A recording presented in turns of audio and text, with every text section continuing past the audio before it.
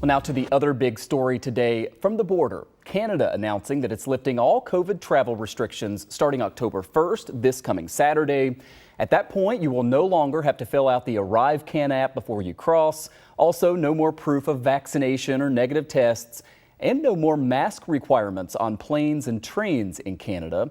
Now, keep in mind, all of this is for people who are headed into Canada. These are changes from the Canadian government. At this point, there has been no reciprocal move at the border for those coming into the United States, and that means some restrictions remain for Canadian visitors who are coming here.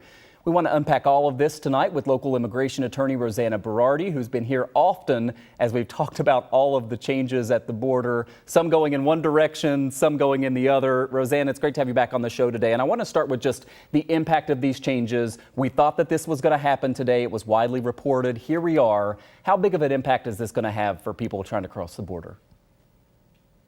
Well, great to be here, Michael. Thanks for having me. And here we are yet again talking about the border 18 months into the pandemic. So what's important to note today is these are restrictions that have been lifted for entry to Canada only. It has nothing to do with the United States. If you are a foreign national or United States citizen and you want to enter Canada, you can do so as of Saturday at the stroke of midnight without any vaccination, any ArriveCAN, any random testing, any masking. It's only going north, though. Nothing has changed going south. And that's what I think might lead to some confusion for people, right? I mean, and there are, I know, different rules for people if you're a U.S. citizen versus someone else when you're coming back into the United States. What is it that's important for people to understand about the rules now going into Canada versus coming into the United States? Okay, so this is a big one. If you're a United States citizen, meaning you were born in the United States, or a green card holder, also known as a lawful permanent resident, it doesn't matter whether you're vaccinated or not. You can go up to Canada and re-enter.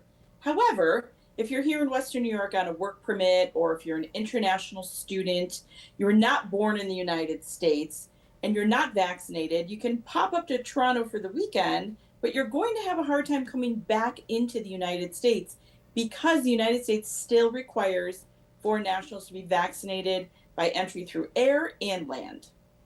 Rosanna, I know that you're constantly, talking with people who are trying to navigate all this stuff and kind of plugged into the politics and the policy of it. What do we think is going to happen? You mentioned this is probably the second to last time you'll have to come on and talk about this because at some point the United States is going to announce some changes as well for non-U.S. citizens who are coming over. What does your gut tell you or the conversations you've had as to when that's going to happen?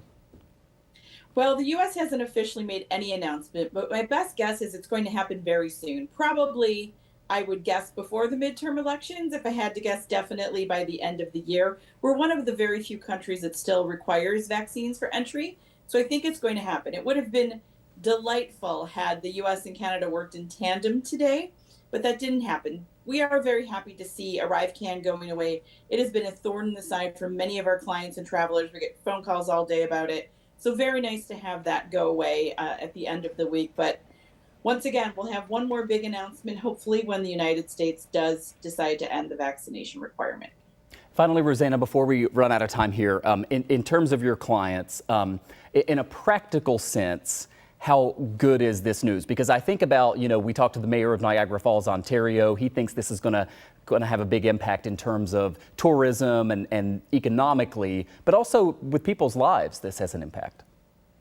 Definitely. It's definitely great news. We don't want to damper it today. It's definitely great news for people wanting to travel to Canada, people that own property, in and around the Fort Erie area, people that want to go up to Toronto. A lot of people haven't gone because of ArriveCAN, whether they didn't have a smartphone, they weren't comfortable giving the information. I think it was a huge impediment on people's entry. So I think we're going to see a lot more cross-border traffic. And I think it's great news for an area in a border town like Buffalo. And we're really happy that it was actually announced today. But please note, it does not go into effect till the stroke of midnight on Saturday. Great insight as always. Rosanna Berardi is a local immigration attorney and friend of the show as you've helped us understand all of this. Thanks for your time, Rosanna. Thank you.